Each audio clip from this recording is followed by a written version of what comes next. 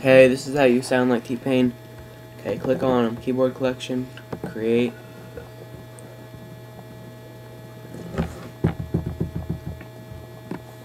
And then click on the plus sign on the bottom of the screen.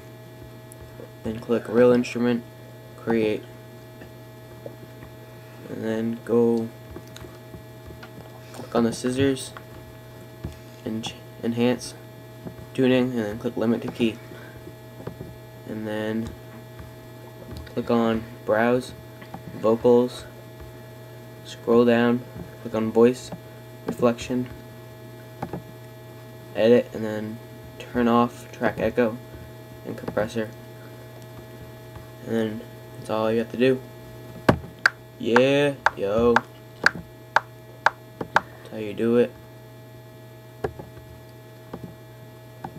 Yeah, yo. That's how you do it.